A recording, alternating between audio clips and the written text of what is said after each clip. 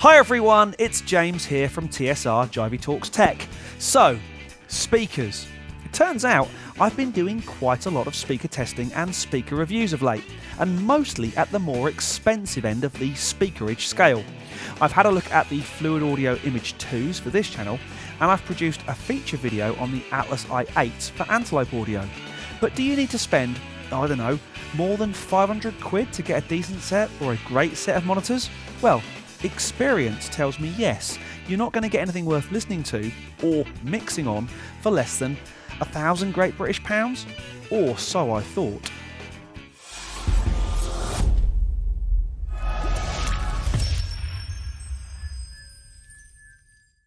The team at Studio Spares in the UK have just sent me these, the LA6X Active Studio Monitor Complete Bundle by Lambden Audio.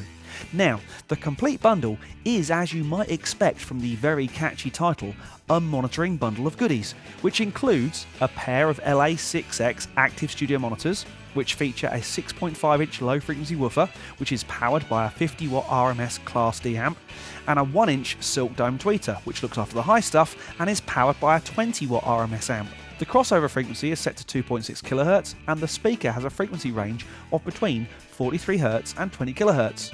All very interesting stuff, which means pretty much nothing to most people. The bundle also includes a single LA8S active subwoofer, which features an 8-inch bass driver and is powered by a 100-watt peak power amp. Come on folks, let's sort out our specs here. 100 watts peak would mean an RMS power output of just over 70 watts, and I can't believe that anyone would design a speaker system with less power in the sub than in the tops.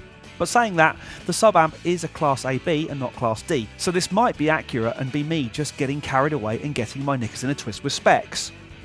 The LA8S is rated from 40 Hz to 200 Hz with a variable crossover between 50 and 150 Hz. The final piece of the LA6X Active Studio Monitor Complete Bundle is the Solo Control Studio Monitor Controller. This is a very handy little desktop monitor controller, which not only takes care of your master level control, the volume if you will, but it also has your main stereo inputs over TRS jack and your auxiliary input over stereo mini jack. But it also allows connectivity via Bluetooth, which is really handy for mix checking or playing back reference mixes from your phone, laptop or tablet. We then have TRS jack outs for the two mid-top speakers and the sub output via either TRS jack or RCA phono.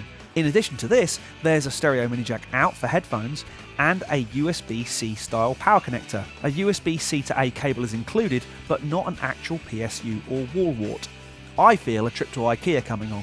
The Solo Control is a doddle to use. It's a metal box with controls on it.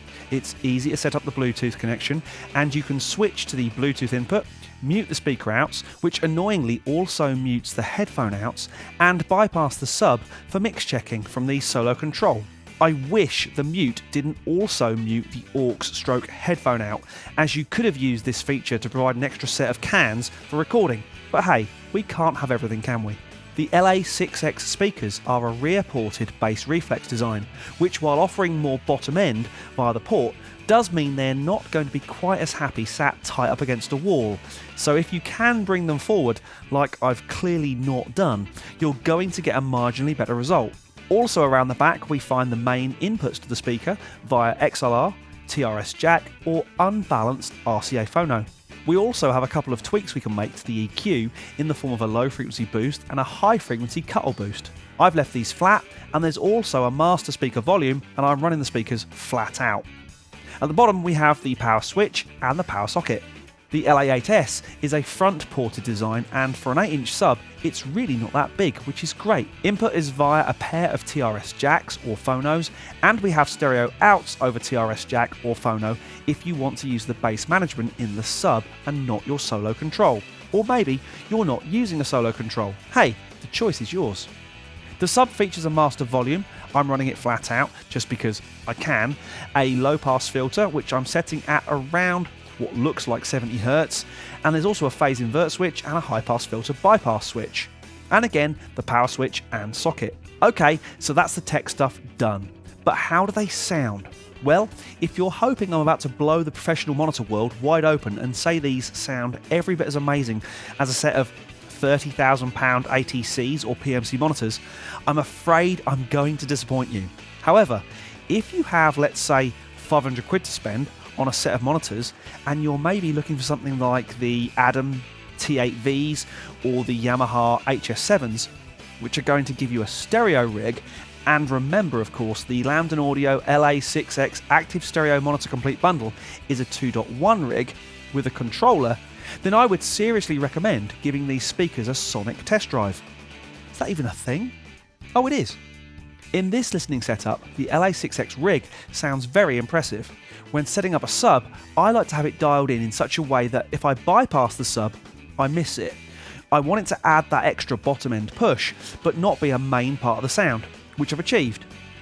The stereo image offered by the LA6X tops is good, even in a smaller, tighter listening setup of just over 1 metre as I have here.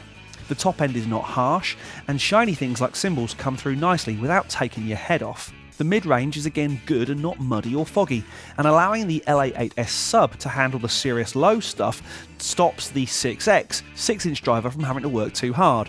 To be fair, the LA6X and the 8S look pretty, well, vanilla. It's a black box with a speaker in it, or 2 speakers in the case of the 6X. But if you, like all good audio engineers should from time to time, close your eyes and listen and not get too hung up on what the speaker looks like, you might be able to save yourself some serious cash. More on that in a bit. Also, at first I was struggling to tell if the speakers were on until I realised that the Lambden Audio logo was backlit when the power's on, which is handy. Now, once I'd tried the LA6X Active Studio Monitor Complete Bundle, is that right? Okay. I tried it naked first, and then I decided to get creative and apply some SonarWorks Sound ID reference action. This is a smart way to help counteract any frequency issues in your room and EQ these out of the equation. Now, let's be fair here. All speakers and listening systems in pretty much all listening spaces can be helped by some form of what people call room correction, or to give it its proper name, speaker calibration. For my main monitoring rig, I'm using a Trinnov Demon system to sweeten the deal, but in this case, SonarWorks took a good sounding 2.1 system and turned it into a very good sounding 2.1 system. Now, this is not an advert for SonarWorks, nor am I on commission from them, but in every case I've tried it, Sound ID has made audible improvements to what I get to listen to. So, are the pro audio monitoring snobs going to be trading in their Key 3s and their ATCs and rushing out to buy the LA6X Active Studio Monitor Complete Bundle? Well, no. But if you're looking for your first proper set of studio monitors and have 459 quid including UK VAT to spend, and you're not being blinded by brand names, badges or logos, you should check out the Lambden Audio LA6X Active Studio Monitor Complete Bundle, available from Studio Spares. Thanks to the team at Studio Spares for sponsoring this video. I really hope you found it useful.